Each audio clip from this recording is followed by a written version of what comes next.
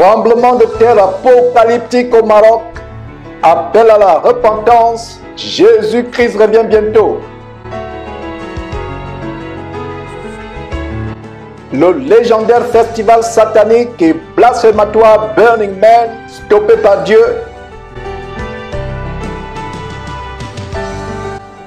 Tentative d'un nouveau coup d'État au Gabon par le faux pasteur Mike Joktan.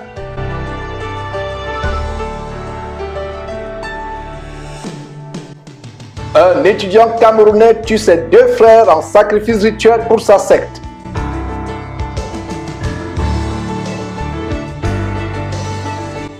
Au Kenya, le gouvernement ferme 5 églises suite au massacre des affamés du jeûne qui a fait près de 500 morts il y a 4 mois environ.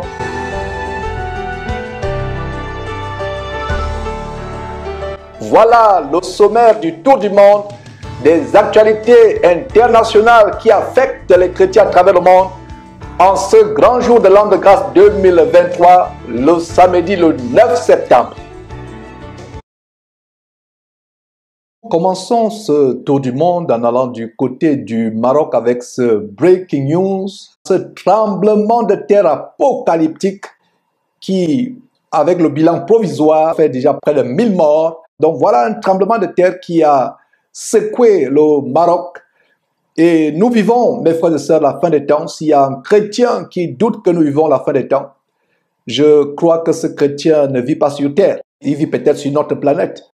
Les signes de la fin du monde sont là, avec toutes sortes de choses abominables, des catastrophes naturelles, des bruits de guerre. Et justement, le Seigneur Jésus, en Matthieu chapitre 24, nous avertissait sur ces signes annonciateurs de la fin du monde. Vous pouvez lire, par exemple, en Matthieu chapitre 24, à partir du verset 6, Matthieu chapitre 24, verset 6. Vous entendrez parler de guerre et de bruit de guerre. Gardez-vous d'être troublés, car il faut que ces choses arrivent. Mais ce ne sera pas encore la fin. Une nation s'élèvera contre une nation et un royaume contre un royaume.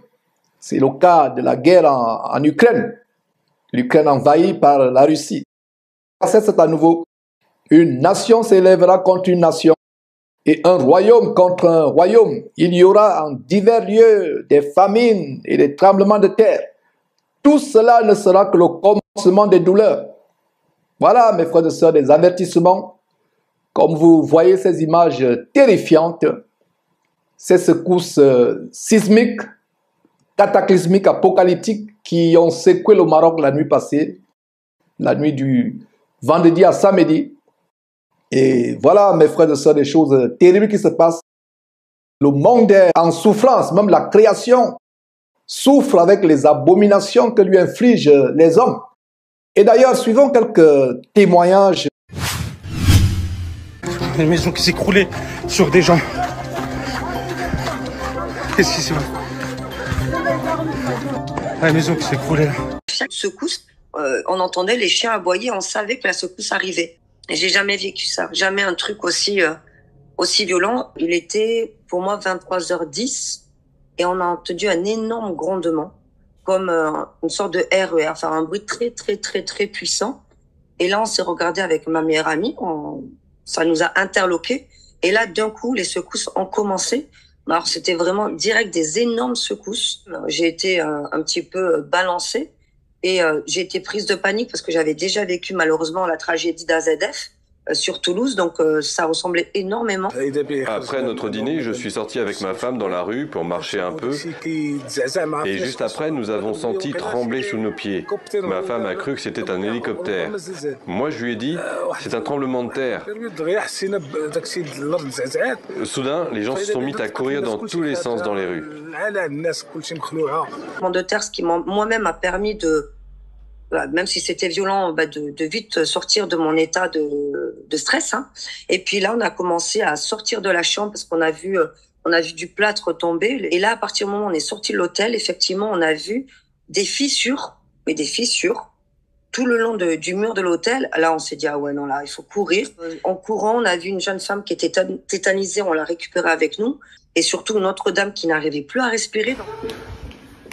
Respirez, madame, ça va aller, respirez. Madame, calmez-vous. Calmez-vous, madame. Respirez. Madame, respirez, calmez-vous. Ça va aller. Ça y est, non, non, ça va aller. C'est ouvert, là. C'est ouvert, là. Ouais. C'est ouvert. C'est ouvert? Oui. Il faut sortir de l'immeuble. On a commencé à vraiment s'inquiéter, c'est quand on a vu le personnel de l'hôtel. Il y en avait un qui pleurait, l'autre qui priait. Et puis on est arrivé à l'extérieur et puis on a vu effectivement des gens qui sont sortis, je vous cache pas, à moitié dénudés, d'autres en peignoir, d'autres avec des couvertures. J'ai demandé au personnel. La province d'El Aouz, au sud-ouest de Marrakech. Dans la ville touristique, les dégâts sont énormes. Sur la célèbre place Jema El Fina, une mosquée s'est en partie effondrée. Le tremblement a été ressenti dans notre immeuble à 3 reprises. Les gens sont sortis dans la rue juste après. C'était la panique totale.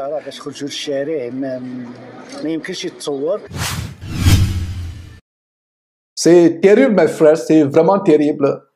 Voilà les choses que le Seigneur Jésus annonçait. Nous vivons la fin des temps. Comme je l'ai toujours enseigné lors de nos enseignements du dimanche par Zoom. Et pour ceux qui ne le savent pas, nous avons des enseignements bibliques tous les dimanches par Zoom. Vous pouvez obtenir le lien Zoom en nous contactant directement par notre WhatsApp ou par notre numéro, par notre email, certainement au bas de cette vidéo. Alors voilà des choses terribles, comme je l'enseigne toujours lors de ces réunions d'études bibliques. Nous vivons la fin des temps. Nous devons vivre chaque jour comme si c'était notre dernier jour. Voilà des populations qui sont meurtries, des familles endeuillées. Ces gens ne savaient pas que cette catastrophe devait surgir. Et c'est ainsi que le Seigneur Jésus reviendra soudainement, comme ce tremblement de terre. On vous a montré il y a quelques semaines la catastrophe de Hawaï où des villes entières dans cet archipel d'Hawaï ont été incinérées par un feu sorti de nulle part. Un feu sorti de nulle part. Voilà donc des populations qui souffrent aujourd'hui au Maroc. Et ce n'est pas la dernière catastrophe.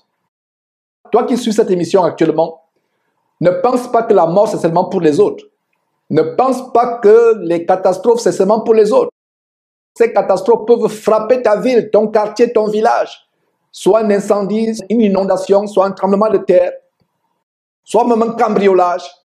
Si tu as envie, toi qui m'écoutes, chrétien ou non chrétien, c'est parce que la grâce de Dieu est sur toi.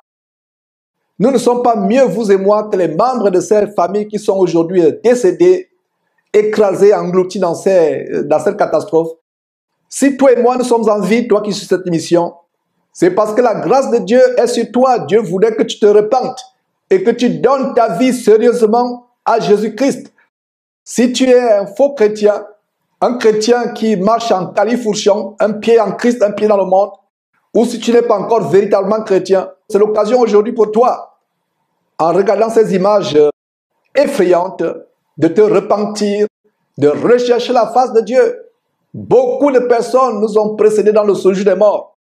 Mourir n'est pas en soi une mauvaise chose. Ce qui est terrible, c'est mourir sans connaître le Seigneur Jésus-Christ. Mourir en étant en rébellion contre Dieu. Mourir n'ayant pas connu le Seigneur Jésus-Christ. Mourir sans être sauvé. Il est donné à tout homme de vivre une fois seulement. Après cela, vient le jugement. Beaucoup de gens vivent leur vie comme si ils devaient être éternels sur terre. D'autres pensent qu'après la mort, il n'y a plus de vie. Mais laissez-moi vous annoncer soit une bonne nouvelle, soit une mauvaise nouvelle selon votre cas. La bonne nouvelle, c'est que quand nous donnons notre vie à Jésus-Christ étant sur terre, nous vivons dans la sanctification, la haine du péché, la fuite du mal, la haine du mal.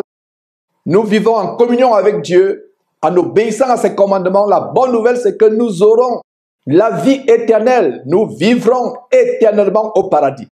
La mauvaise nouvelle pour d'autres, c'est que si vous vous rebellez contre Dieu, si vous ne vous souciez pas de Dieu, vous vivez votre vie comme s'il n'y avait pas Dieu, vous votant dans les abominations, dans le péché, le meurtre, les avortements, les mensonges, les vols, la masturbation, la pornographie, la démo sexuelle, faisant les mauvaises choses, la prostitution, l'homosexualité et autres, sans vous soucier que Dieu existe, en vous trompant dans votre conscience que Dieu n'existe pas, que la vie s'arrête sur cette terre. Vous allez vivre éternellement en enfer.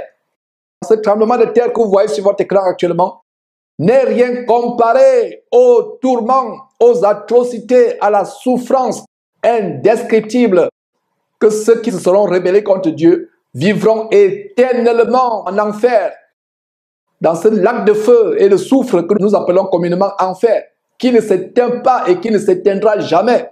Les gens souffriront, pleureront, grinceront les dents d'éternité en éternité. C'est l'occasion de se repentir avant qu'il ne soit trop tard. Ce n'est pas un amusement, ce n'est pas un jeu, ce n'est pas un slogan. Tout ce que je suis en train de vous dire, ce n'est pas des slogans vides de sens. C'est très vrai, c'est plus vrai que le fait que vous voyez cette émission actuellement. C'est très vrai. Le Seigneur Jésus revient bientôt. Voilà des signes annonciateurs, des signes pour nous repentir. Donc si tu suis cette émission, fais cette prière de repentance. Fais cette prière de repentance. Ce n'est qu'un modèle, ce n'est qu'un exemple. Tu peux prier selon tes propres paroles. La prière n'est pas une récitation d'ailleurs. Je ne donne qu'un exemple. Tu lèves cette prière en disant, Seigneur Jésus, je viens de suivre ce prédicateur. Je suis touché dans mon cœur. J'ai des remords. Ma vie jusqu'à présent a été une vie désagréable. Je ne t'ai jamais connu. J'ai été dans le mensonge, dans la fraude, dans le vol, dans la débauche sexuelle, la pornographie, les mauvaises choses sur Internet. J'ai été dans les sectes. J'ai été dans les mauvaises religions telles que l'islam, telles que le bouddhisme, ou la rose-croix, la franc-maçonnerie, ou les fausses églises évangéliques, où on tolère le péché, où les femmes s'habillent comme les prostituées. J'ai été dans ces choses, je ne te connaissais pas. Mais en suivant cet évangile que ce prédicateur donne, j'ai le cœur touché.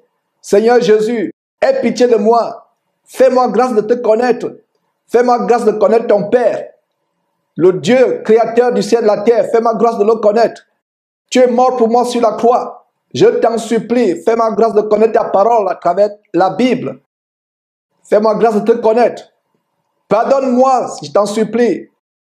Offre-moi le don de repentance. Efface mes péchés. Non seulement mes péchés, mais les péchés qu'ont commis mes parents et mes ancêtres. Je t'en supplie, aie pitié de moi. Viens dans ma vie. Je me répands, je regrette avec larmes les choses que j'ai faites qui sont abominables à tes yeux et aux yeux de ton Père. Seigneur Jésus, délivre-moi. Seigneur Jésus-Christ, aie pitié de moi. Je veux être éternellement au paradis avec toi. Je ne veux pas aller dans cet endroit, dans ce lac dont parlait cet homme, ce lac de feu et de soufre, cet enfer qui ne s'éteindra jamais. Viens dans ma vie. Transforme-moi. Manifeste-toi à moi. Fais-moi connaître ta parole qui est dans la Bible. Merci Seigneur Jésus. C'est en ton nom que j'ai prié, au nom de Jésus-Christ. Amen. Voilà mes frères. Nous allons poursuivre du côté des États-Unis avec une autre catastrophe naturelle, de terribles pluies, des pluies torrentielles, diluviennes, qui ont perturbé un abominable festival, un festival légendaire, satanique, blasphématoire, le festival Burning Man qui est célèbre aux États-Unis. C'est ce que nous allons évoquer après cette petite pause.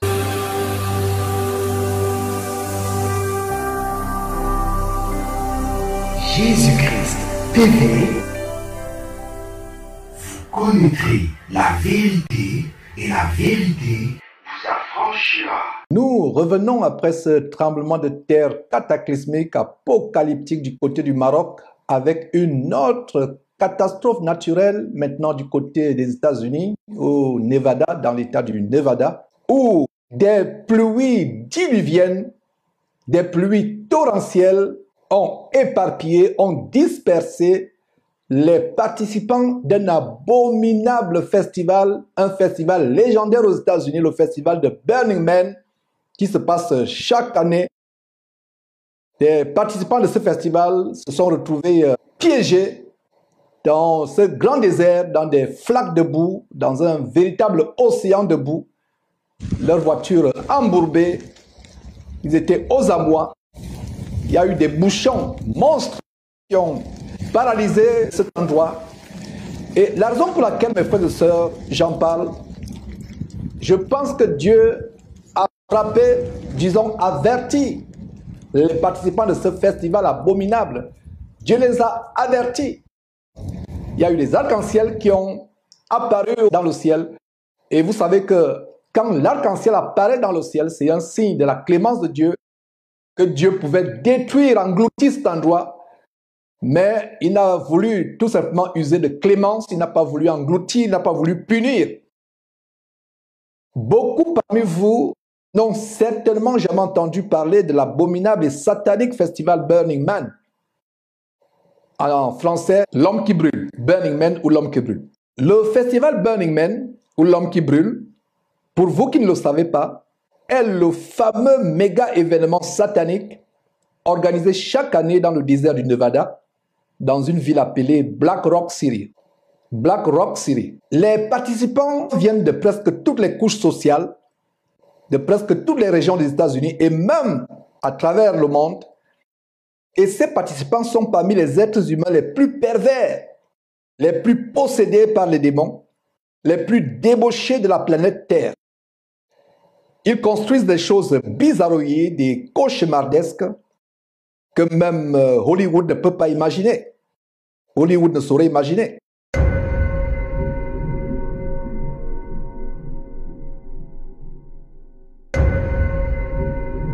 Ils vivent pendant 9 jours dans ce désert, dans une surprenante complicité communautaire, marquée par la débauche sexuelle, la promiscuité, des scènes d'orgie à vous faire vomir et les actes de blasphème contre Dieu.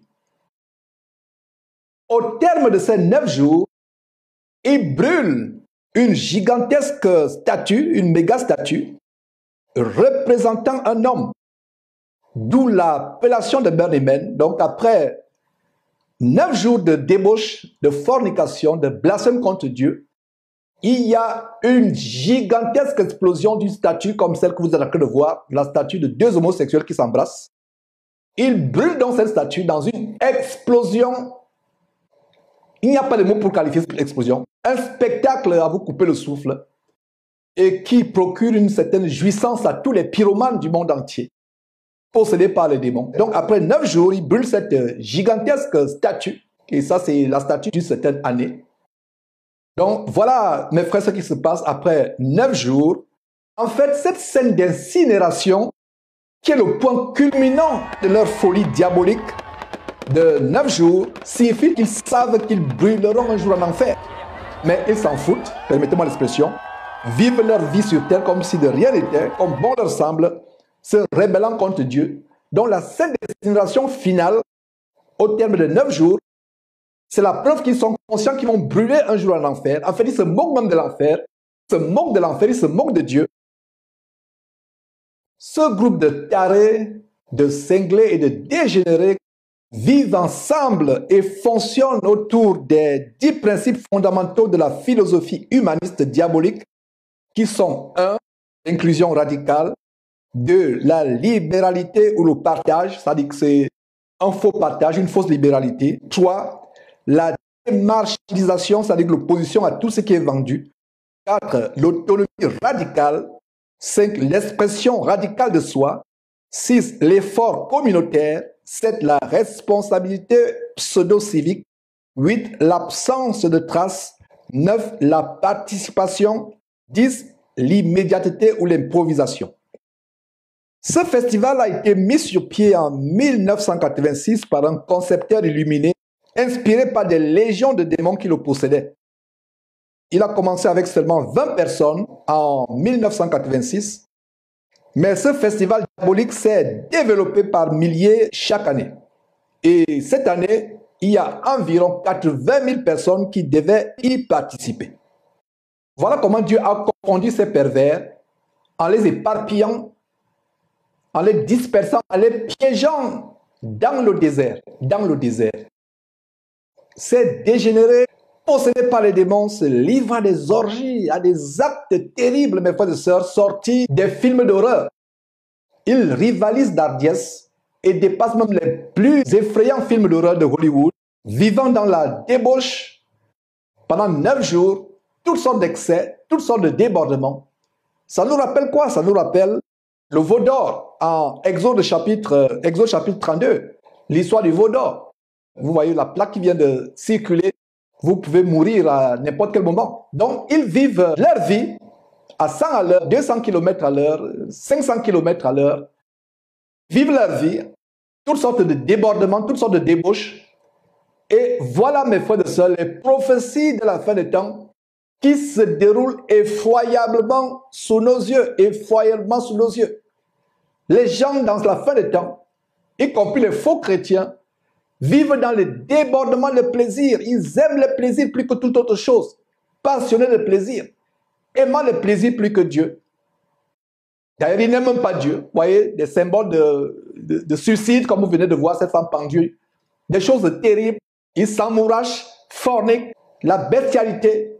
Ils vont avec des animaux au vu au-dessus de tout le monde. L'homme va avec l'homme au vu au-dessus de tout le monde. La femme va avec la femme au vu au-dessus de tout le monde. Il y a des statues gigantesques avec des symboles sataniques, toutes sortes de dégénérés à travers le monde. Ils construisent des choses cauchemardesques, comme je l'ai dit, des choses bizarroïdes. Et tout un symbole, rien n'est par hasard. Tous ces objets monstrueux qu'ils construisent, en fait, ils représentent les démons. D'ailleurs, la plupart de ces concepteurs, de ces inventeurs qui font ces choses sont inspirés par les démons qui leur inspirent à faire ces choses. Regardez un homme sorti de terre. En fait, c'est l'homme qui se rebelle contre Dieu, l'homme qui défie Dieu, l'homme qui pense qu'il peut s'en foutre de Dieu, permettez-moi l'expression, qui peut vivre sa vie sans se soucier de Dieu. Donc voilà comment Dieu a frappé par une tornade ce festival diabolique de célébration à Satan. Le péché à un niveau, est-ce que vous saviez que des choses comme ça se passent à travers le monde? Ici aux États-Unis. Les États-Unis, c'est la Sodome et la Gomorre des temps de la fin. Et les gens de Ninive, les gens de Sodome et Gomorre, nous jugeront. Regardez les orgies qui se passent en plein jour. Des gens qui forniquent, qui font des choses terribles. Des choses qui se passent en plein jour. C'est terrible. Regardez cette ville gigantesque dont le tracé ressemble à un dessin inspiré par les extraterrestres. Et vous et moi, nous savons que c'est des démons. Ils se livrent au plaisir, à la débauche, à la perversité, tous les jours. Pendant 9 jours. C'est tout ce qu'ils font. Et vous voyez, les gens de toute la société, du bas de l'échelle sociale jusqu'au sommet de l'échelle sociale, ils se déguisent, on ne sait plus qui est qui. Ils vivent dans une complicité communautaire surprenante. En fait, c'est la rébellion contre Dieu. Ils passent le temps à brûler toutes sortes de choses, à construire, à brûler, parce que leur principe, c'est que dès qu'ils ont fini le festival, ils brûlent tout, ils ne laissent pas de traces. Voilà. Les pyromanes qui sont là, ils font des incendies spectaculaires. C'est l'euphorie, c'est la liesse. Les gens possédés par les démons. Pendant 9 jours de débauche, de dérèglement, d'excès. En fait, ces gens ne savent pas qu'ils vivent déjà l'enfer sur terre. Ils se moquent de Dieu. Mais on ne se moque pas de Dieu. Ce qu'un homme aura sémé, il le récoltera aussi. Voilà. Ça fait près de 20 ans que je vis aux États-Unis. Ce n'est que cette année que j'ai entendu parler de ce festival diabolique, de Burning Man. À cause de quoi? À cause des pluies qui ont inondé cette partie du désert du Nevada, transformant le désert du Nevada en océan de boue, qui a piégé les participants à ce festival diabolique. Ils brûlent même à la fin de ce festival.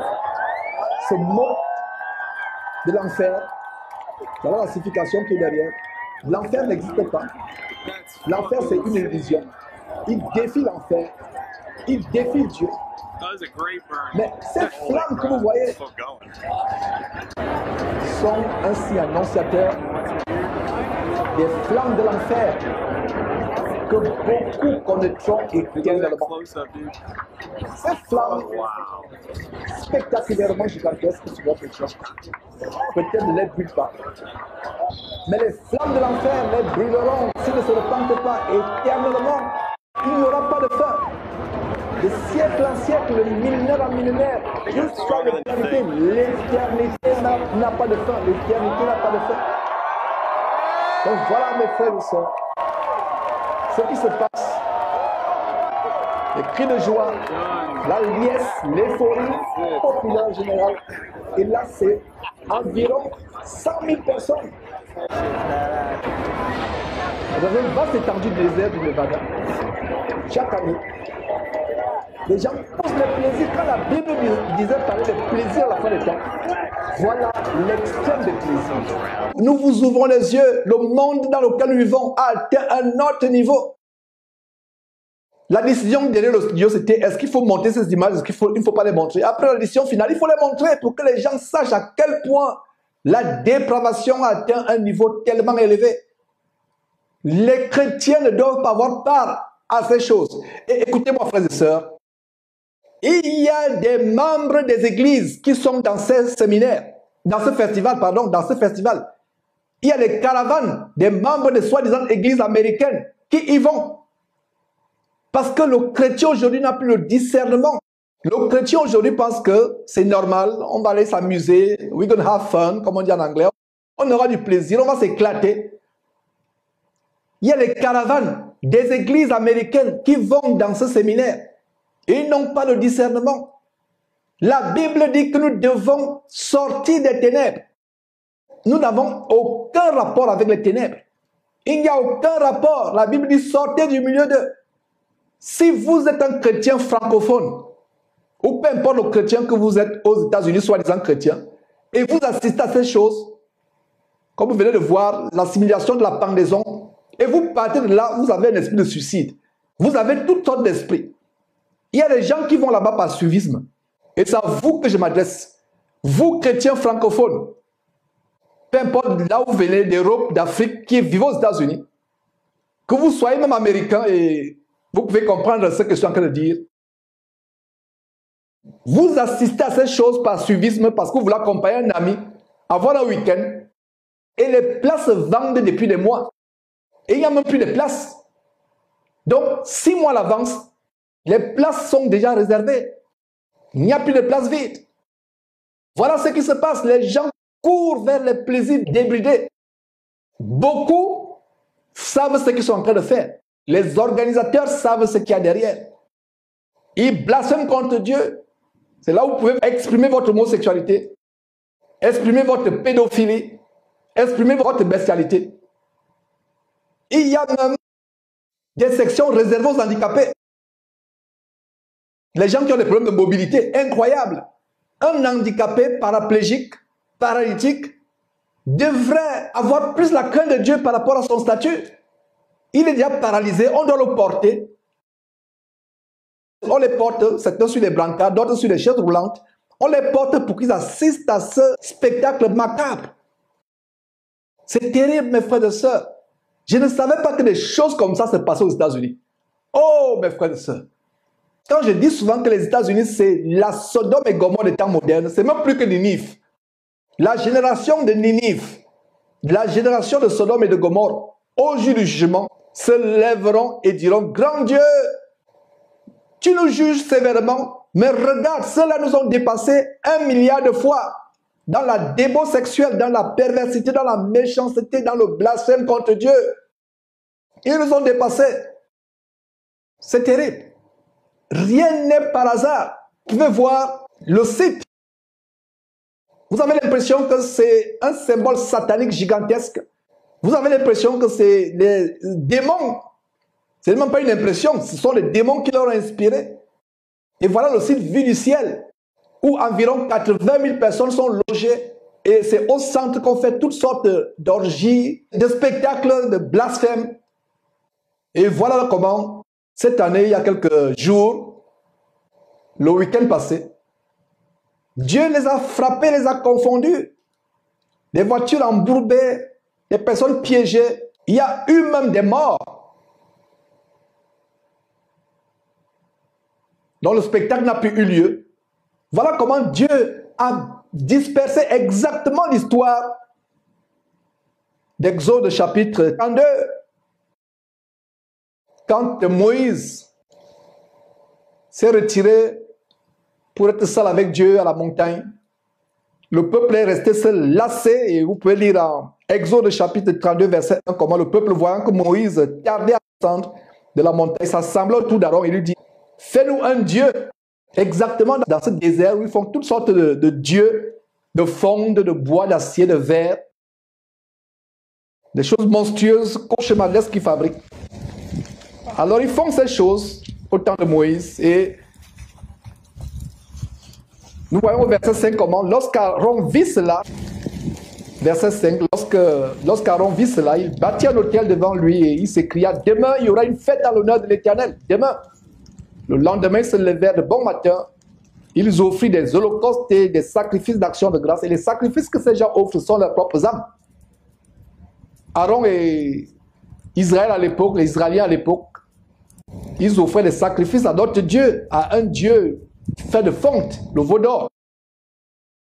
Donc le peuple s'assit pour manger et pour boire, puis ils se levèrent pour se divertir. Voilà les temps de divertissement. Donc il y a eu cette pluie torrentielle envoyée par Dieu pour les éparpiller. Voilà l'arc-en-ciel, justement, qui apparaît au ciel. Et vous savez ce que représente l'arc-en-ciel, pour vous qui lisez bien votre Bible.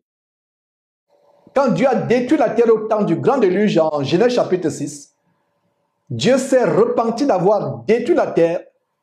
Alors il a établi l'arc-en-ciel comme étant un signe de sa miséricorde envers la terre, un signe de sa promesse qu'il ne détruirait plus la terre avant la fin des temps, avant le retour de notre Seigneur et Sauveur Jésus-Christ, il ne détruirait plus la terre. Est-ce que vous pensez que c'est par hasard que l'arc-en-ciel est apparu dans le ciel ce jour-là? Ce jour où il y a eu cette pluie torrentielle diluvienne qui a transformé le désert en une mare de boue, en un océan de boue. Est-ce par hasard?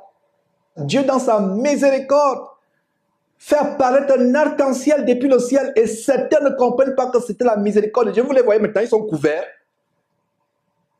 pour se protéger du froid dans ce désert isolé des États-Unis. Et justement, vous voyez cette main, selon les informations que nous avons reçues, il y a eu une épidémie soudaine d'Ebola dans ce camp. Vous voyez la main d'un participant qui a des pustules sanguinolentes et peut-être purulentes. Voilà l'Ebola, subitement, mes frères et sœurs. Dieu a éparpillé ces gens. Dieu les a dispersés. L'arc-en-ciel que vous voyez, c'est la preuve que ces gens auraient pu être totalement tués ce jour-là. Est-ce que vous voyez comment notre Dieu est miséricordieux? Est-ce que vous voyez comment Dieu est miséricordieux? Ces gens auraient pu être tués. Comme au temps de Moïse, justement, il y a eu aussi des serpents brûlants venus du ciel. Une autre catastrophe, la terre s'ouvre, engloutit les gens qui se sont rebellés contre Moïse au temps de la grande révolte de Corée. Donc Corée était l'instigateur. Le tremblement de terre qu'il y a eu au Maroc aurait dû se produire au désert du Nevada. Mais en lieu et place du tremblement de terre, c'est un arc-en-ciel qui apparaît dans le ciel. N'est-ce pas la preuve de la miséricorde de Dieu? On ne s'amuse pas avec Dieu. On ne s'amuse pas avec Dieu. Vous vous amusez avec Dieu, vous allez le rencontrer, mais Dieu a manifesté sa miséricorde. Il y a eu un autre incident dernièrement, lors d'un autre spectacle de pyromanie, c'est-à-dire d'espère un incendie spectaculaire. Ils ont érigé un dragon quelque part aux États-Unis pour faire des feux d'artifice avec le dragon, l'ennemi numéro 1 de Dieu, qui représente en fait le serpent ancien ou Satan ou Lucifer qui a été chassé du ciel, le diable. Et qu'est-ce qu'on a vu? Selon la vidéo qu'on vous a montrée, vous pouvez d'ailleurs revoir cette vidéo, le monstre qui a été érigé, le dragon a pris feu, il s'est brûlé à la stupéfaction générale. Voilà ce qui se passe quand on blasphème contre Dieu. Les voilà maintenant revenus dans leur bon sens, couvrant leur corps, vêtus de manteau, comparé avec les images d'orgie que vous avez vues il y a quelque temps. Dieu les a remis à l'ordre, leur sens reprouvé, des voitures embourbées, des hommes et des femmes en pleurs. Où est passé leur orgueil? Il est temps pour l'humanité de se repentir. Avec le tremblement de terre du Maroc qui a été le sujet précédent que nous avons évoqué, c'est la preuve que Jésus est à la porte, le Seigneur Jésus-Christ est à la porte. Toi qui es sur cette émission actuellement, tu dois comprendre que les temps sont mauvais. Les temps sont mauvais. L'heure est grave. C'est l'occasion pour nous de nous repentir. Ceux qui veulent vivre dans le péché, qu'ils pêchent davantage. Qui continuent à pécher. Ceux qui veulent se sanctifier, vivre dans la crainte de Dieu, qu'ils se sanctifient davantage. Le Seigneur Jésus reviendra soudainement, enlever ses élus, ceux qui auront persévéré jusqu'à la fin, et punir le monde entier, mes frères et sœurs. Voilà ce que je voulais montrer par rapport à cette catastrophe qui a dispersé, qui a paralysé, stoppé net la folie légendaire de ce festival abominable et blasphématoire du côté du Nevada. Quand nous revenons, ce sera pour évoquer le sujet de la tentative du coup d'État perpétré par un abominable faux pasteur que nous avons dénoncé par le passé de Jésus-Christ TV du côté du Gabon, Mike Joktan, qui a voulu renverser le nouveau gouvernement militaire de transition et a été pris la main dans le sac et est en train de réfléchir sur son sort dans les géoles de la tristement célèbre prison de Libreville, le Gros Bouquet. Vous connaîtrez la vérité vous affranchira.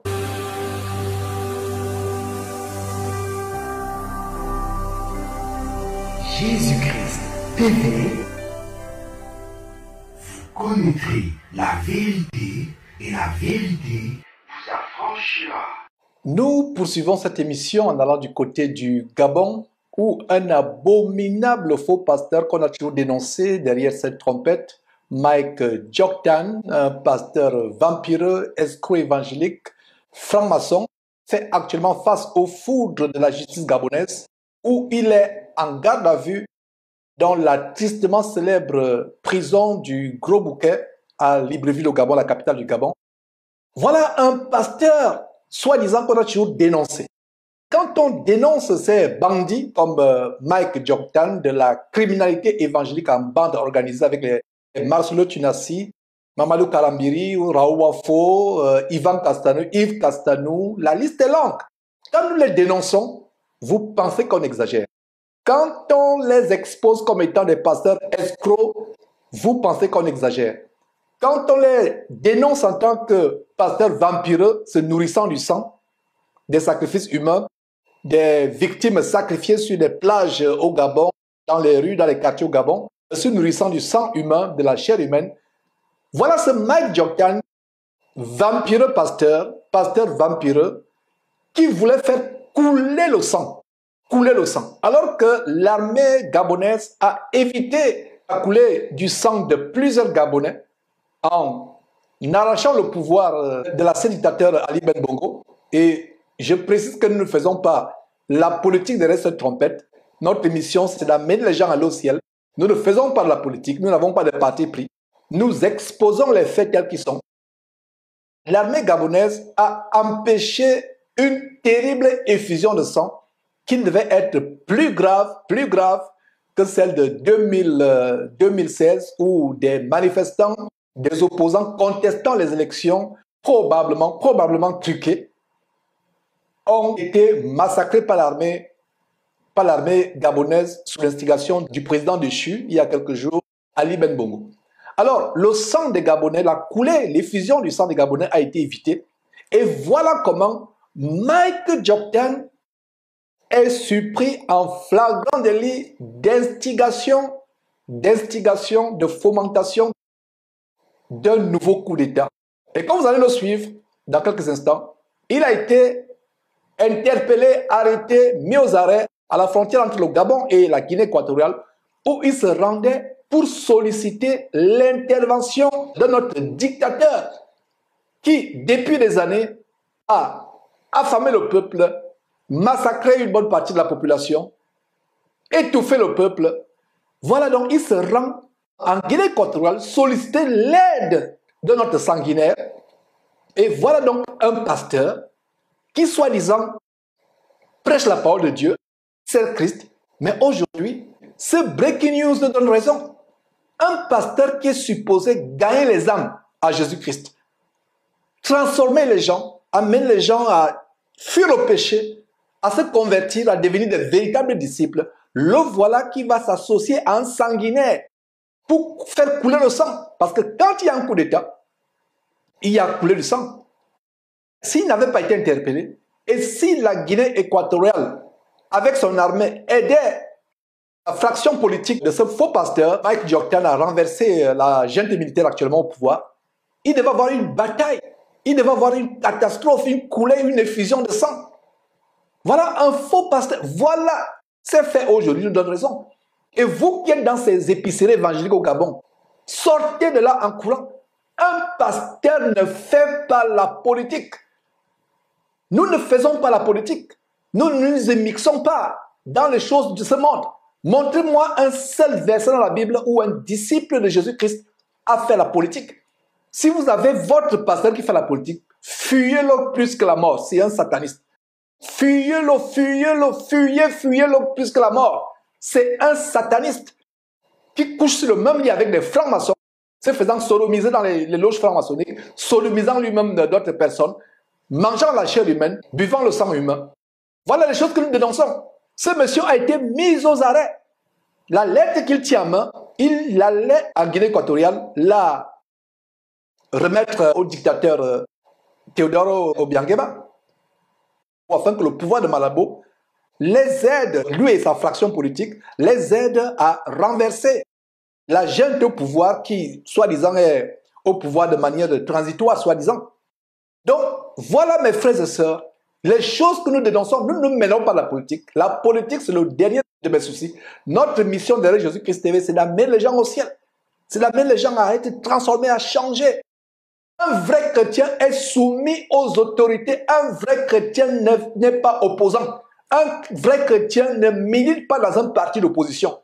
Parce que militer dans un parti d'opposition signifie que vous vous opposez à l'autorité établie. Et je pense véritablement sur la base de la parole de Dieu que toute autorité établie vient de Dieu. Maintenant, je n'aimerais pas ouvrir un débat d'opinion. Je n'aimerais pas ouvrir un débat d'opinion. C'est votre opinion si vous pensez qu'il y a des autorités qui ne viennent pas de Dieu. Mais la Bible nous dit que les autorités sont établies par Dieu. Si Dieu permet que telle autorité vienne au pouvoir, même au travers de la fraude, même au travers, n'est-ce pas, du sang humain qui va faire couler, même au travers des massacres des populations, c'est Dieu qui l'a permis. Dieu permet tout. Alors, voilà ce monsieur qui se rendait en Guinée équatoriale solliciter l'aide d'un sanguinaire. D'un sanguinaire, un autre président sanguinaire, il va solliciter l'aide pour que le gouvernement transitoire gabonais, le gouvernement de la junte militaire en transition, entre guillemets, soit bouté hors du pouvoir. D'ailleurs, suivons quelques extraits du reportage par la chaîne de télévision GMT qui relaie cette information. Terrible. C'est le scénario le moins improbable de ce feuilleton post-élection générale 2023. Partenaire politique privilégié du Comité pour la transition et la restauration des institutions, dirigé par le président de la transition, le général Brice Clotaire Oligui Nguema, la plateforme Alternance 2023 semble s'effriter. Outre le départ inattendu de Raymond Donsima pour incompréhension interne, les heures s'assombrissent autour de ses membres. Un réseau Ondo-Ossa Mike Dioktan démantelé, selon des propos relayés par notre confrère Gabon Info et corroborés par des sources concordantes, Mike Dioktan a bien été interpellé hier à Oyem, à quelques encablures de la frontière Gabon-Guinée équatoriale, en compagnie de 2 de ses compagnons. La même source précise que l'homme de Dieu et Terence Niembou Moutsona, acteur politique, aurait été porteur d'un message vers Malabo. Dans la dite missive, le professeur Albert Ondo-Ossa appellerait Teodoro Obiangema Mbazogo à le soutenir dans sa quête de pouvoir, qu'il résume en rétablissant sa victoire. Si les forces de l'ordre n'ont pas donné les indications sur le lieu de leur garde à vue, tout porte à croire que ce serait OB2. Les preuves semblent parler d'elles-mêmes. Les 2 candidats à la dernière élection présidentielle sont aperçus avec 2 lettres et des liasses d'argent. Voilà, vous-même, vous venez de voir. Vous venez d'écouter ce que ce monsieur a fait. Voilà un soi-disant pasteur et la parole de Dieu dit que le nom de Dieu est blasphémé. Allons dans la parole de Dieu. Romains, qu'est-ce qu'on voit? Qu'est-ce qu'on voit dans Romains chapitre 2, verset 24? Notez ce verset, s'il vous plaît. Le nom de Dieu est à cause de vous blasphémé parmi les païens, comme cela est écrit. Voilà ce que les païens vont penser de notre Dieu et de notre Seigneur Jésus-Christ. Ils vont dire que ces chrétiens sont des sanguinaires, c'est des putschistes. Voilà un pasteur putschiste. Mes frères et sœurs, pasteur putschiste. Pasteur putschiste. Au lieu d'être dans son soi-disant temple, d'abord, ce temple-là, le véritable temple, n'est pas un amas de pierres, de briques de béton, de fer, de ferraille, de vitres. L'église n'est pas un bâtiment. Voilà un homme qui est censé prêcher l'évangile, gagner les âmes. Mais qu'est-ce qu'il fait? Il devient un putschiste pour verser le sang. La soif du pouvoir. Non seulement il est assoiffé d'argent, il est assoiffé de sang humain qui boit, mais il est aussi assoiffé de pouvoir. Le pouvoir va de pair avec le sang. Le sang et l'argent. Assoiffé d'argent, assoiffé de pouvoir, assoiffé de sang. Le voilà qui se mêle dans une histoire terrible et qui pourra croupir en prison pendant des années. Je suis dans la joie de savoir que voilà un pasteur de moi, un franc-maçon avec des grosses bagues, comme vous pouvez voir la bague qu'il a au doigt. Et parlons justement de bagues, mes frères et sœurs. Nous avons dénoncé ces pasteurs avec les gros bagues. Si votre pasteur a une grosse bague, fuyez-le comme la mort. Si votre pasteur a une grosse bague, fuyez-le comme la mort. Nous avons monté l'émission de Maître Salomon, prêtre vaudou, soi-disant maître, qui vend les bagues magnétisées et les croix magnétisées, comme la croix que ce monsieur a au cou, avec le col pastoral. Voilà notre César Cassier de son homologue, avec la même croix, les croix magnétisées. César Cassier de la Côte d'Ivoire. Voilà Duncan William du Ghana. Quel est le dénominateur commun avec sa corne diabolique, sa corne de Baphomet, avec laquelle il met l'huile infâme, l'huile d'envoûtement sur ses soins. Et voilà un autre, Guy Vincent Kocha, qui ressemble à un Égyptien, à une momie égyptienne avec sa cape de sorcier, avec sa canne.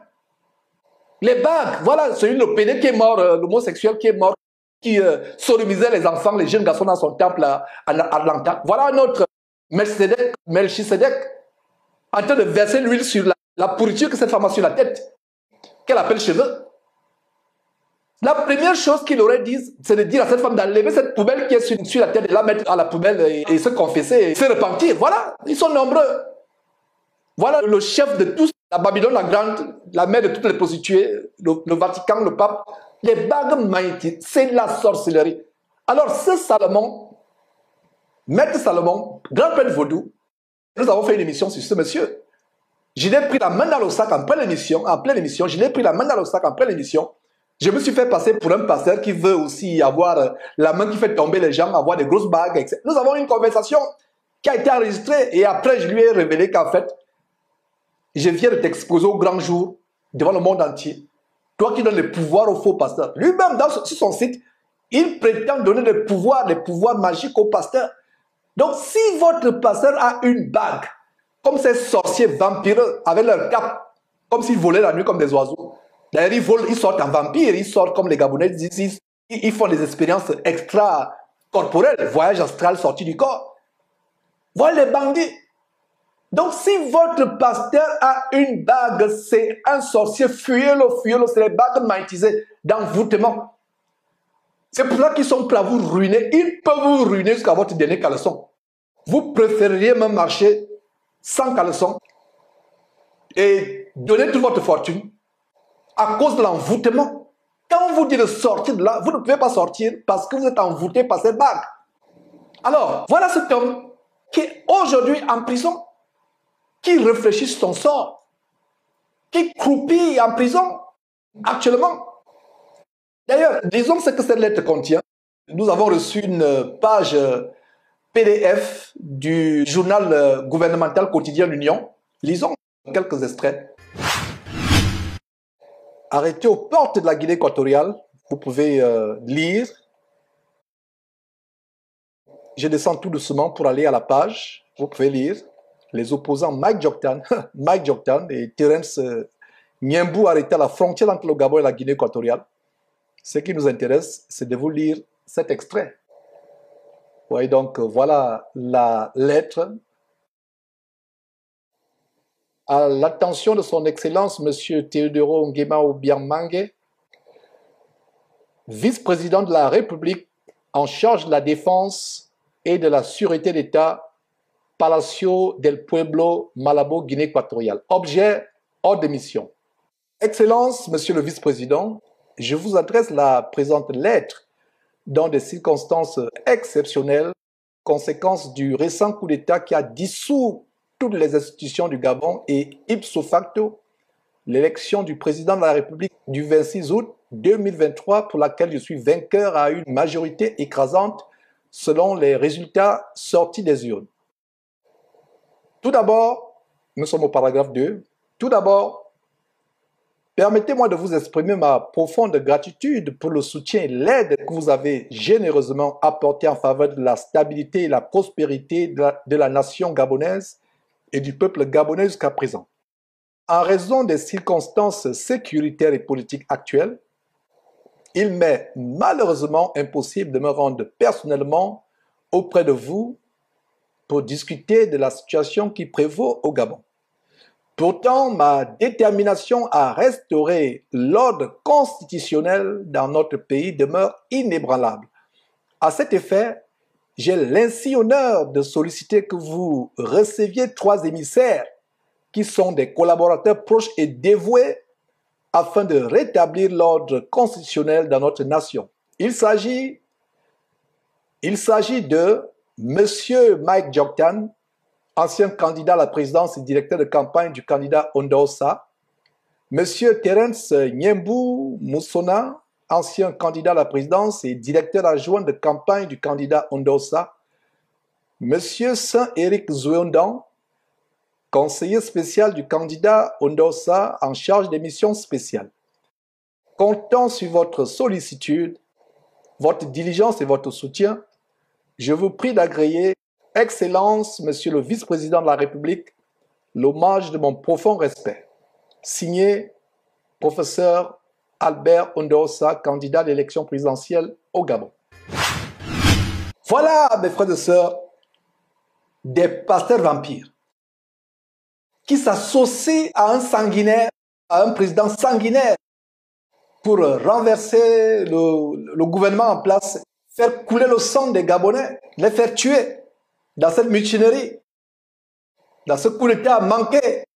La parole de Dieu a un conseil, un commandement, une recommandation pour les soi-disant chrétiens politiciens. Si tu es un chrétien soi-disant politicien, pasteur ou simple croyant dans ces fausses églises qui ne sont que des salles d'embarquement pour l'enfer, voici le conseil de Dieu pour toi, pour tous les opposants soi-disant chrétiens, mais qui en réalité ne connaissent pas Dieu. Parce que si tu connaissais Dieu, si tu connaissais le Seigneur Jésus-Christ, tu comprendrais qu'aucun disciple du Seigneur Jésus-Christ ne s'est mêlé dans un parti d'opposition pour faire renverser le pouvoir en place. Pire encore, par les armes, comme cet abominable faux pasteur voulait faire. Tournez vos Bibles en Proverbes chapitre 24. Proverbes chapitre 24, verset 21. Voici ce que Dieu dit, et c'est le conseil à tous ceux qui sont tourmentés par les passions politiques. Il a dit quoi? Mon fils, crains l'Éternel et le roi. Donc, tu crains qui? L'Éternel, et tu crains le roi. Le roi, c'est l'autorité. Tu t'opposes au roi, tu auras des tribulations, tu auras des persécutions. Tu ne t'opposes pas au roi. La Bible dit, crains l'Éternel et le roi. Le roi, c'est l'autorité. Peu importe la manière par laquelle cette autorité est venue, ne t'occupe pas de ces choses. Notre cité est à venir, c'est le ciel. Voilà ce pourquoi nous œuvrons.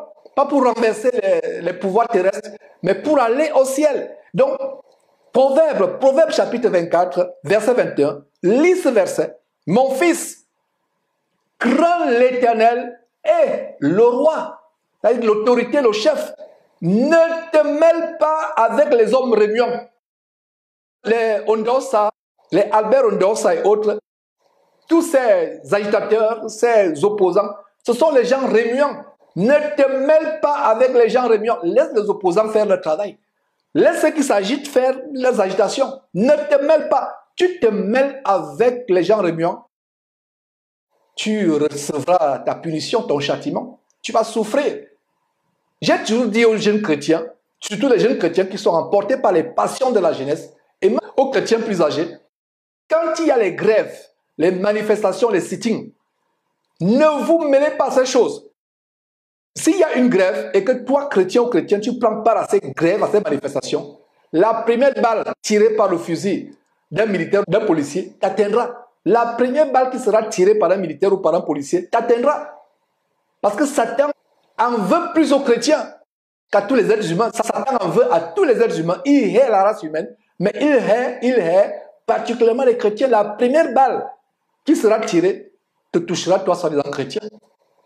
Ne te mêle pas à ces choses. Tu entends qu'il y a les mouvements à gauche, il y a les manifestations à droite. N'y va pas. La Bible dit, ne te mêle pas avec les hommes réunions. Et j'imagine maintenant toute son église épicerie du côté du Gabon à Libreville. Tous ces ouailles sont agités par toutes sortes de passions. Sortez de cette église. L'église n'est pas un bâtiment, ce n'est pas une dénomination. L'église, c'est tout ce qui, à travers le monde, adore le Seigneur Jésus-Christ, adore Dieu, sont véritablement convertis, vivent selon les commandements de Dieu et du Seigneur Jésus-Christ, son Fils. J'aimerais avoir un dernier verset pour ce genre de faux pasteurs, et vous qui les suivez, dans 2 Pierre chapitre 2, qui parle des faux pasteurs. Quand on dénonce les faux pasteurs, vous dites qu'on exagère. Voilà Pierre, l'apôtre Pierre, le merveilleux aîné, le merveilleux grand frère Pierre dans la foi, qui nous a précédés dans la foi, inspiré par Dieu. Voilà comment il dénonce les faux pasteurs, les faux prophètes. 2 Pierre chapitre 2, 2 Pierre chapitre 2 verset 1. Il y a eu parmi le peuple de faux prophètes, et il y aura parmi vous de faux docteurs qui introduisent des sectes ou divisions pernicieuses, et qui reniant le maître, c'est-à-dire le maître, le Seigneur Jésus-Christ le maître, et qui reniant le maître qui les a rachetés, attireront sur eux-mêmes une ruine soudaine. Voilà la ruine soudaine que ce faux pasteur vient de s'attirer lui-même. Voilà la ruine soudaine. Il pensait que son coup devait réussir, il pensait qu'il ne devait pas être attrapé. Voilà comment Dieu l'expose publiquement. Ce n'est pas la première fois que derrière cette trompette, nous dénonçons Joktan. Il aurait pu être tué, mais s'il est encore en vie, c'est l'occasion pour lui de se repentir. Ce verset 24 qu'on vient de lire, Proverbe chapitre 24, verset 21 dit, « Crains l'Éternel, mon fils, crains l'Éternel et le roi, l'autorité, ne te mêle pas aux hommes remuants. » La plupart des pasteurs aujourd'hui, l'argent des dîmes ne suffisant plus, l'argent de l'escroquerie évangélique ne suffisant plus, la gloire évangélique ne suffisant plus, ils veulent devenir des politiciens, faire la politique. C'est exactement le cas de Pascal Mukuna, qui avait été surpris en flagrant délit de viol, violant sauvagement une femme de son épicerie évangélique à Kinshasa, violant cette femme dans sa voiture. Ça a été filmé. Violant cette femme, aujourd'hui il est politicien, il a un parti politique. Des hommes remuants qui ne connaissent pas Dieu, reniant le maître qui les a rachetés. Le Seigneur Jésus, c'est notre maître. Il donne le standard. Un chrétien ne fait pas de politique. Un chrétien ne fait pas de politique. Ils s'attireront sur eux une ruine soudaine. Voilà la ruine soudaine qui est aujourd'hui sur la tête de cet homme. Et il mérite la prison. Il n'aura plus à escroquer les gens. Il n'aura plus à vampiriser les gens, à boire le sang des enfants, à manger la chair humaine des enfants. La chair des enfants. Verset 2, toujours 2 Pierre chapitre 2, verset 2. Plusieurs les suivront dans leur dissolution. Et la voix de la vérité sera calomniée à cause d'eux. C'est presque la même chose que nous avons lu en Romains chapitre 2, verset 24. Le nom de Dieu est blasphémé à cause d'eux.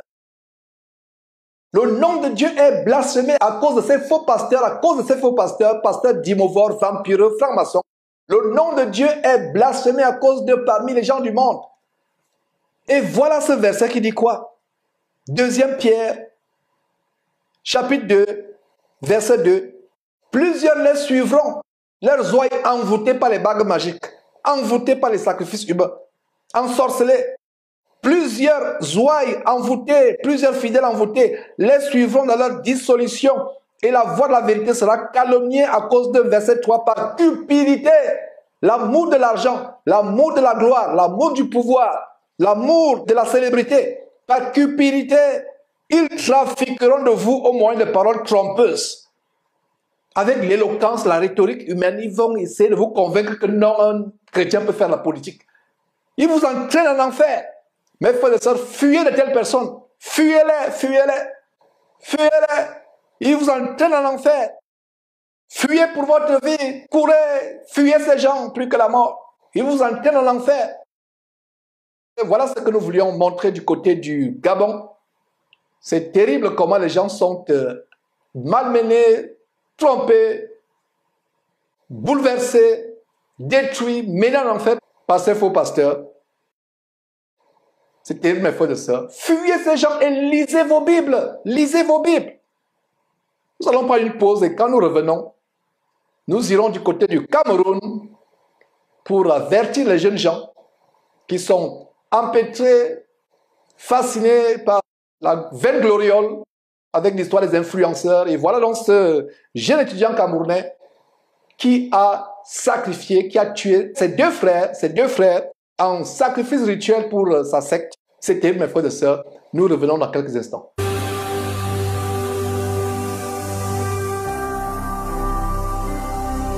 Jésus-Christ TV, vous connaîtrez la vérité et la vérité vous affranchira.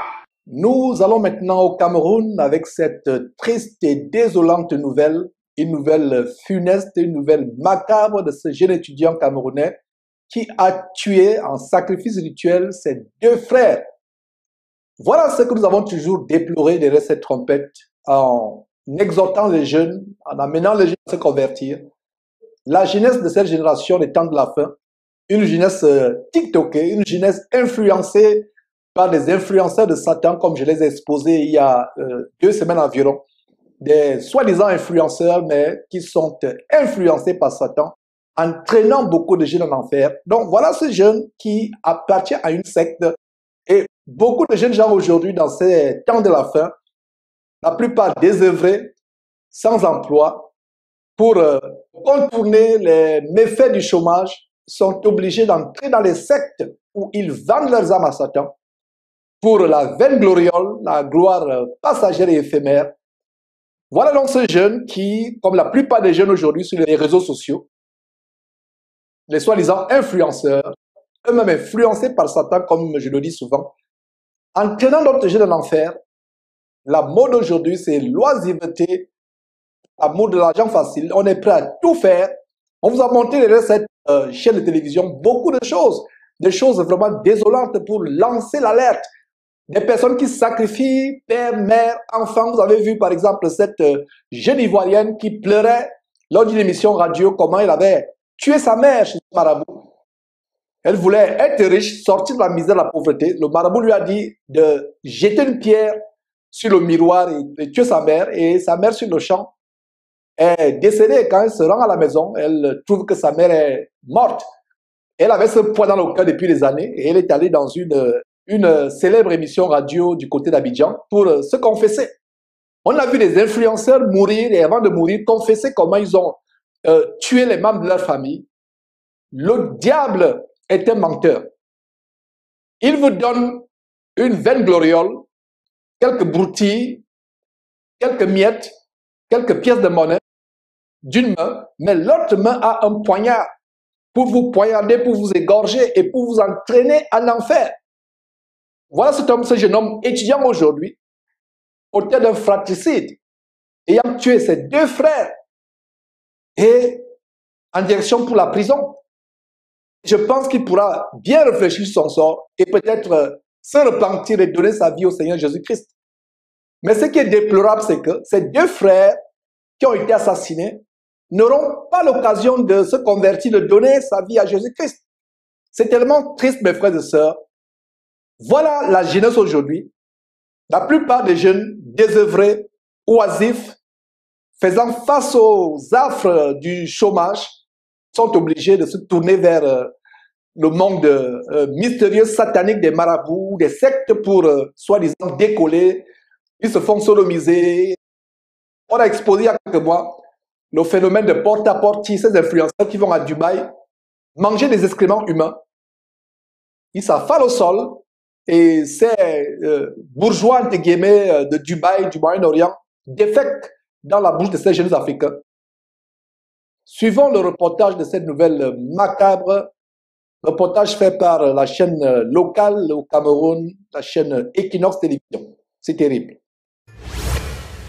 Devant le poste de gendarmerie de Mabanda, Carolin Atonfak est apparu plutôt serein. Ce jeune, c'est lui qui a donné la mort à ses deux frères cadets dans la nuit de samedi à dimanche dernier au lieu dit Mankwata. Qu'est-ce qui l'a poussé à poser cet acte? Le mis en cause dit ne pas comprendre lui-même. C'était commis de manière inconsciente, pas de manière involontaire, mais c'était juste un acte comme cela.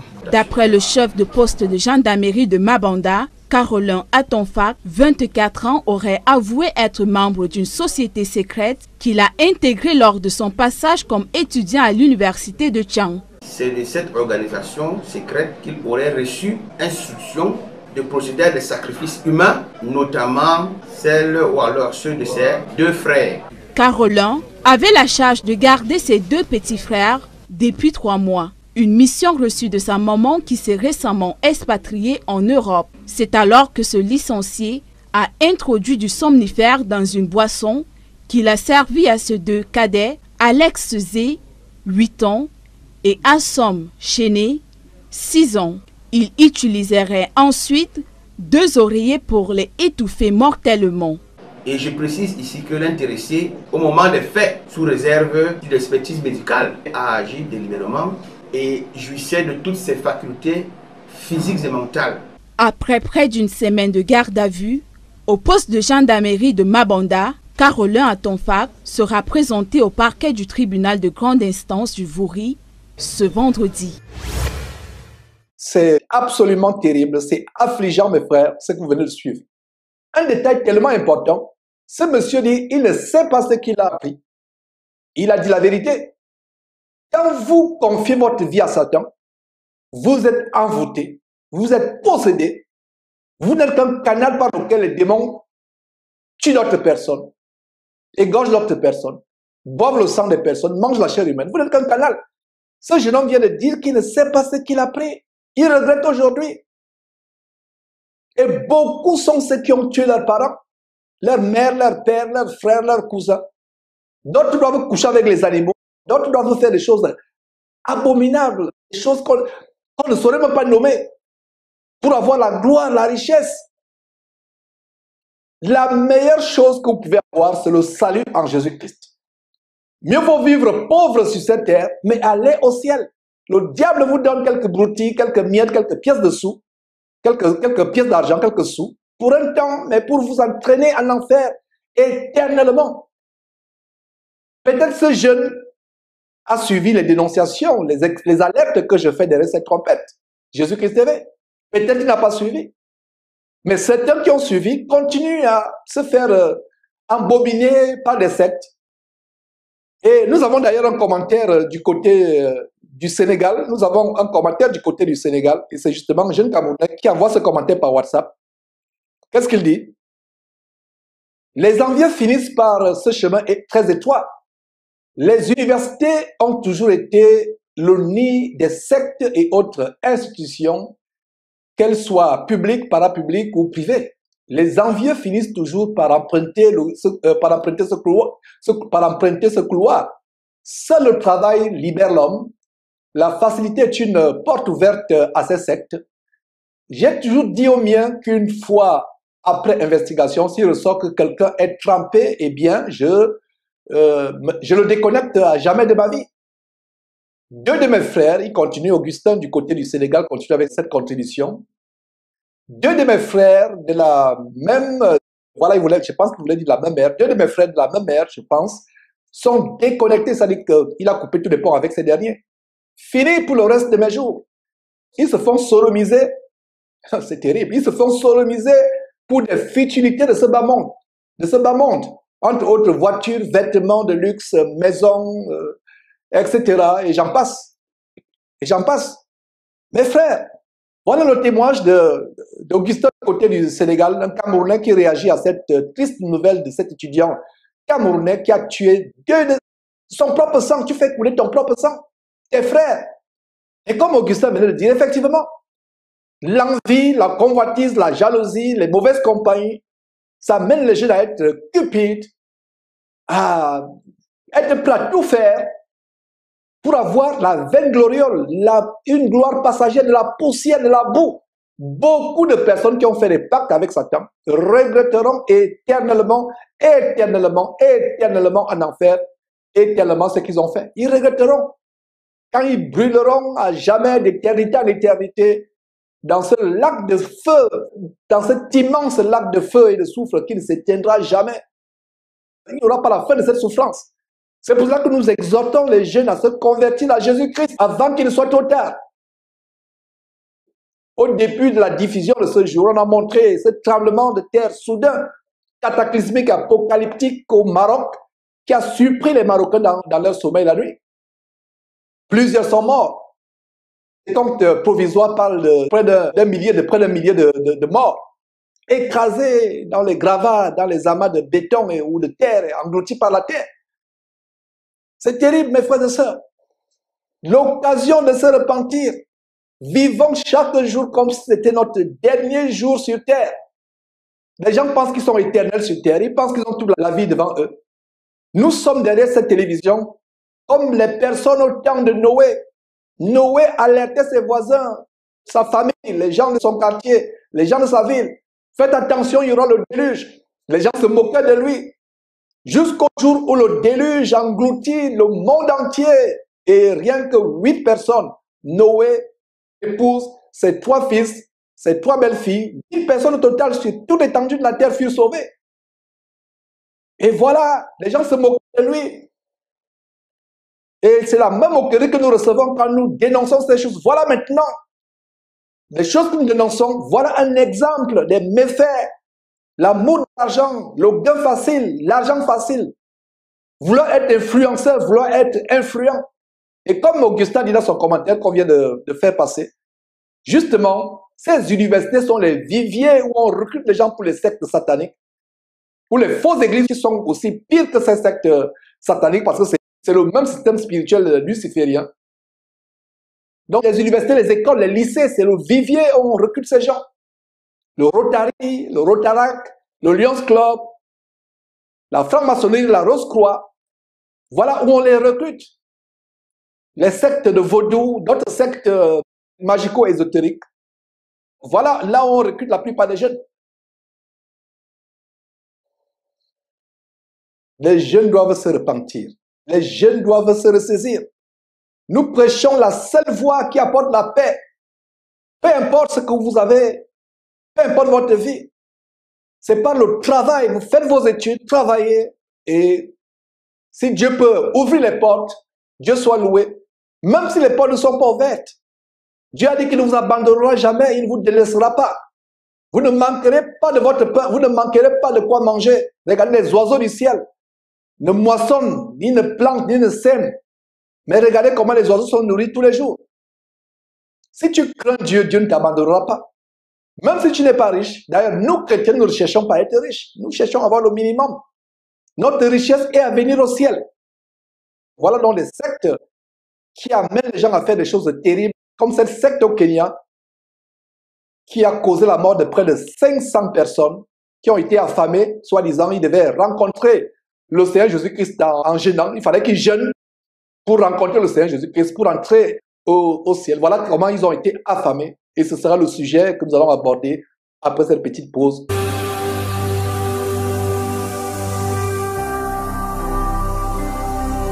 Jésus-Christ TV, vous connaîtrez la vérité et la vérité vous affranchira. Nous terminons cette émission en allant du côté du Kenya où le gouvernement vient de fermer 5 églises suite au massacre des affamés du jeûne qui a fait près de 500 morts il y a quelques mois, je crois 4 mois. Et je vais vous lister ces églises dans quelques temps. Voilà une bonne décision que le gouvernement kenyan a prise suite à ce massacre, mes frères et sœurs, il y a quelques mois. Un nommé Paul Ntenge Mackenzie de l'abomination Good News International Ministry au Kenya a forcé ses fidèles à mourir de faim pour rencontrer le Seigneur Jésus-Christ. Vous pouvez voir les livres qui sont passés, peut-être je reviendrai sur ces livres diaboliques, écrits et inspirés par les esprits diaboliques. Donc, ce pasteur a défrayé la chronique sur le plan international. Ce pasteur kenyan de Good News International Ministry, Paul Ntenge Mackenzie, a défrayé la chronique en forçant ses fidèles à mourir de faim, condition pour rencontrer le Seigneur Jésus-Christ. Donc le gouvernement vient d'interdire son église et d'autres églises pour protéger les citoyens kenyans contre l'extrémisme religieux et les dérives sectaires. Et il y a une organisation appelée le registre des sociétés qui a annoncé il y a quelques jours la radiation de plusieurs églises, y compris de cette église entre guillemets qui n'est qu'un boulevard pour l'enfer. Un camp d'embarquement pour l'enfer. Quand je dis souvent que c'est un camp d'embarquement pour l'enfer, les gens pensent que j'exagère. Voilà l'exemple que c'est un camp d'embarquement pour l'enfer. Les gens ne lisent pas la parole de Dieu, c'est un camp d'embarquement pour l'enfer. Les gens ne lisent pas la Bible. Si vous lisez votre Bible, aucun homme ne peut vous tromper, aucun homme ne peut vous tromper. Donc voilà ce Mackenzie, Paul Ntenge, chef autoproclamé de ce groupe, avait demandé à ses partisans de jeûner jusqu'à la mort afin d'accélérer leur entrée au paradis. Et beaucoup ont obéi et sont morts de faim. Leurs corps ont été rapidement enterrés dans des fosses peu profondes, dans la vaste forêt de Shakahola, dans le comté côtier de Kilifi, une région au Kenya. Et ce pasteur aujourd'hui fait face au fou de la justice kenyane. Il fait face à des accusations de cruauté envers les enfants, d'enlèvement et de meurtre, en plus de terrorisme. La plupart de ces victimes sont mortes de faim et d'autres auraient été étouffées, étranglées ou battues à mort. Et c'est ainsi que le greffier du tribunal a interdit le fonctionnement de cette église. Une deuxième église, une autre église. Donc 5 églises, il y a cette première église de ce faux pasteur vampireux Mackenzie. Il y a aussi notre église entre guillemets. Mais frères, je vous ai toujours dit que l'église n'est pas un bâtiment. L'église, c'est le corps de Jésus-Christ. Si votre église a un nom, sortez de là en courant. Si votre église a une pancarte, ce n'est pas une église. Une église, ce n'est pas un tas de ferraille, un amas de terre, un amas de briques. Ce n'est pas ça. L'église, c'est les hommes. Au 1er siècle, dans la Bible, les chrétiens se réunissaient de maison à maison. Le greffier du tribunal local a interdit d'autres églises, entre guillemets, telles que la New Life Prayer Center, une église en pleine croissance à Kilifi, appartenant au pasteur Ézéchiel Odero, un jeune fanfaron, flamboyant prédicateur comme les Raoul Wafo et autres, Alpha Lokao, Ézéchiel Odero, donc son églisette ou son église d'épicerie, son super centre commercial a été fermé, New Life Prayer Center a été fermé. Et la police enquête d'ailleurs sur ce jeune homme, sur des soupçons de blanchiment d'argent, de complicité au suicide et radicalisation. Voilà une autre église qui amène les gens à se suicider, qui fait le blanchiment d'argent et qui radicalise les gens. La seule radicalisation que nous devons avoir, c'est sur la base des promesses du Seigneur Jésus-Christ. La radicalisation des commandements du Seigneur Jésus-Christ n'entraîne pas la mort. Ça entraîne la vie, la santé et la vie éternelle après votre mort sur terre. Il y a une autre église, entre guillemets, l'église du Christ en hélicoptère. Voilà le nom d'une église, l'église du Christ en hélicoptère. Toujours à Nairobi. Donc ils ont l'église de Christ en hélicoptère. Terrible, mes frères et sœurs. Dirigée par Thomas Wahome. Et il y a aussi une autre église, une quatrième église qui a été fermée. La King's Outreach Church, affiliée au ministère de la repentance ou de la sainteté, mes frères et sœurs. La pseudo-repentance et la pseudo-sainteté du célèbre prophète autoproclamé David Oyelowo. J'avais exposé la vie de Oyelowo il y a quelques années et l'église à laquelle il est affilié, la King's Outreach Church, vient d'être fermée. Et le propre chauffeur de David Oyelowo, qui est mort d'ailleurs, sacrifié, avait témoigné comment David Oyelowo devait se déshabiller dans la brousse et adorer un immense, un gigantesque serpent qui devait apparaître. C'est David Weir qui rencontre les chefs d'État à travers le monde. Des cortèges présidentiels, on doit balayer la rue avant qu'ils ne passent. On doit balayer les rues avant qu'ils ne passent. On doit nettoyer au savon les rues avant qu'ils ne passent. On a montré une émission où il est reçu par le sanguinaire et franc-maçon président congolais Denis Sassou Nguesso. Les oiseaux de même plumage volent ensemble. Comment il est reçu avec des fanfares, tapis rouges. Donc cette église à laquelle est affilié l'abominable vampire, David Weir a aussi été fermée. Et la 5e église qui a été fermée, église entre guillemets, c'est l'église de Théophilus, toujours à Nairobi, qui est aussi soupçonnée d'être impliquée dans des activités sectaires. Voilà les agents de Satan qui ferment la porte du ciel à des multitudes. Le nom de Dieu est blasphémé parmi les païens à cause de ces agents de Satan que beaucoup de gens prennent pour des pasteurs chrétiens. Dites à un musulman de se convertir à Christ au Kenya. Dites à un bouddhiste, à un yogiste, à un animiste kenyan de se convertir. La première pensée qu'il aura, si vous lui dites de se convertir à Christ, il aura l'abominable faux pasteur Paul Tege Mackenzie. L'abominable église de Paul Tege Mackenzie de Good News International Ministry. Good news, bonne nouvelle. Good news, bonne nouvelle en français. What good news? Quelle bonne nouvelle? La nouvelle de la mort. Voilà un mini-génocide, 500 personnes qui, pour aller, soi-disant, au ciel, rencontrer le Seigneur Jésus, doivent mourir de faim, doivent s'affamer volontairement. Et même ceux qui ont été secourus par la police refusaient de manger. Même dans les hôpitaux, là où on les a conduits, ils refusaient, même dans les hôpitaux, certains sont morts, ils refusaient de manger, de guérir. Ils refusaient de se faire soigner, ils refusaient de manger. Parce qu'ils voulaient aller au ciel, mordicus, de manière radicale. La preuve qu'ils ne lisent pas les Bibles. C'est des livres de mort, c'est des livres de magie. Brûlez les livres de vos faux pasteurs. Restez avec la Bible. Ces faux pasteurs écrivent des soi-disant livres inspirés par quoi? Par la Bible. Alors pourquoi ne pas aller à la source? C'est comme un robinet qui coule. Va directement. Tu veux d'abord que l'eau ruisselle au travers des caniveaux, des faux septiques, et tu bois cette eau. Lire les livres des pasteurs, c'est boire l'eau qui a traversé les faux septiques, les caniveaux. C'est l'eau pestilentielle, l'eau empoisonnée qui entraîne dans l'enfer. Buvez à la source. C'est pour cela que moi-même j'ai déchiré tous les livres de cet abominable ministère de Way International où j'étais pendant des années. Je les ai déchirés. Déchiré tout livre, déchiré, brûlé. Brûler, c'est même mieux de brûler parce qu'il y a des esprits impurs dedans. Le seul livre que vous devez avoir dans votre maison, comme livre de Dieu, comme saint livre, c'est la Bible, la parole de Dieu. Voilà des personnes, ces personnes qui sont vues par les gens du monde comme des rois qui cherchent à être glorifiés.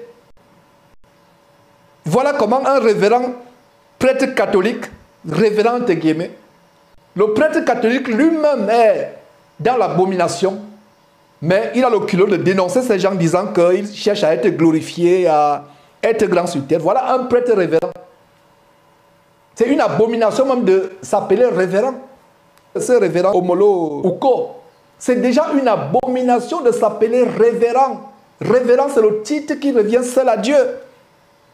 Et voilà, mes frères et sœurs, des choses qui se passent. Nous sommes dans la joie de savoir que ces églises... entre guillemets, les églises d'épicerie ont été fermées. Mais faites un peu le ratio, la proportion. Le Kenya, avec une population d'environ 53 millions d'habitants, a 4000 églises d'épicerie. Et voilà 5 qui viennent d'être fermées. Donc, le ratio, c'est quoi? 0,0000001% des églises qui ont été fermées. 5 églises récemment fermées sur 4000 sectes, 4000 salles d'embarquement pour l'enfer. Ces églises qui poussent partout, dans tout coin de rue, dans les grandes villes africaines. Kinshasa, Libreville, Douala, Yaoundé, un peu partout en Afrique. À chaque bout de rue, à chaque coin dans un quartier, il y a une église épicerie. C'est rivalisant. Les églises rivalisent avec les bars. Il y a les églises partout. Comme si le tintamarre, le tambourinement des bars ne suffisait pas. Il faut encore le tambourinement de ces églises qui font des choses terribles, avec des gros baffles, traumatisant de manière sonore le voisinage. D'ailleurs, finissons avec cette décision du côté du Togo, à Lomé exactement, où une circulaire administrative donne des instructions par rapport à ces églises. Et vous pouvez voir quoi? Ministère de l'administration territoriale et de la décentralisation et du développement des territoires, le directeur des cultes, il y a un directeur des cultes dans ce pays, à monsieur les présidents des fédérations religieuses. Voilà, les fédérations religieuses. La vraie église de Jésus-Christ ne fera pas partie d'une fédération. Comme l'abominable FPF, Fédération protestante française, qui a embrassé la sodomie, l'homosexualité, le mariage entre un homme et un homme. Et les églises super centres commerciales comme ICC Impact Centre Chrétien sont affiliées à cette abomination écuménisée par le Vatican. C'est la voie large, la voie qui mène en enfer. La voie qui mène en enfer. Alors, messieurs les présidents, voilà une missive venant du ministère de l'administration territoriale. Nos populations continuent de souffrir des bruits insupportables. Et remontons un peu pour voir la date de cette circulaire, de cette ordonnance administrative. C'est hier, justement, c'est hier, le 8 septembre 2023, cette circulaire nous est parvenue par un de nos correspondants depuis Lomé au Togo. Et voilà, mes frères et sœurs, ce qui est dit. Messieurs les présidents, nos populations continuent de souffrir des bruits insupportables que nos lieux de culte produisent quotidiennement dans nos quartiers, villes et campagnes sur toute l'étendue du territoire national. Des cas graves de maladies chroniques et même de décès occasionnés par les troubles de voisinage, conséquences de célébrations de cultes tapageuses, nous sont rapportés et nous interpellent à plus d'un titre. Ces nuisances sonores sont devenues un véritable problème de santé publique.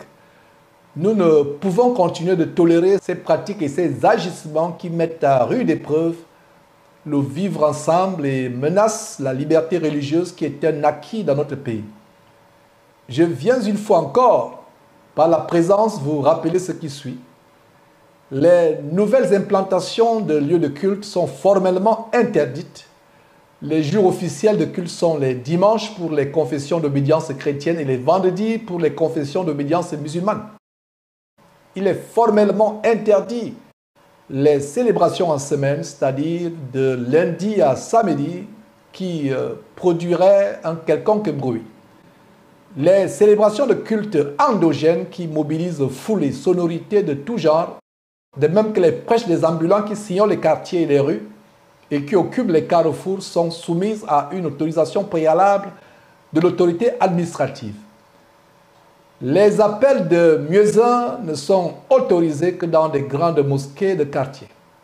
Les lieux de culte ne sont pas des abris de fortune qui n'offrent pas la sécurité et la protection nécessaires pour les fidèles d'une part et qui ne présentent pas les normes recommandées pour prémunir les riverains des bruits provenant des locaux d'autre part. Et vous pouvez vous-même lire la suite. Et vous pouvez mettre pause en regardant cette vidéo et lire jusqu'à la fin.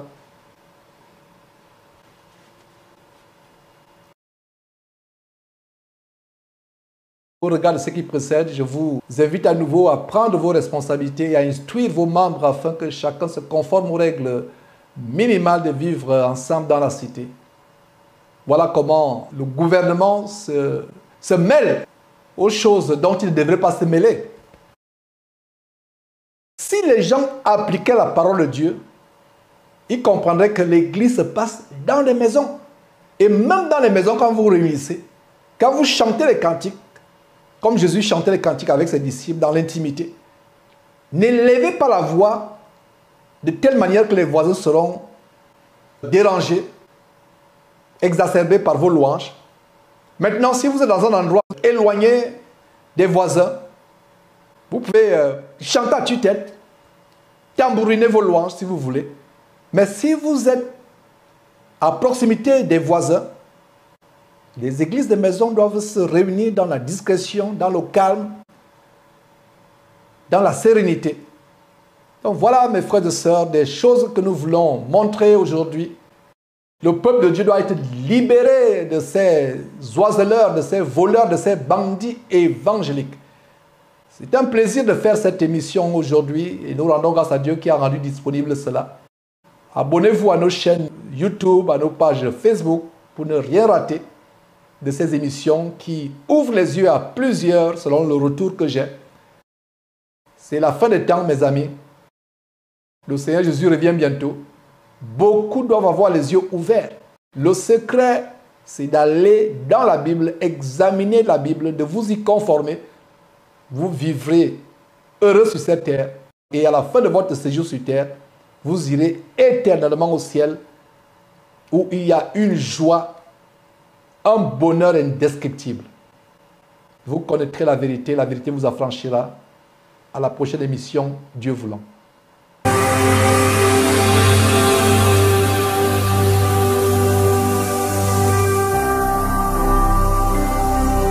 Jésus-Christ TV,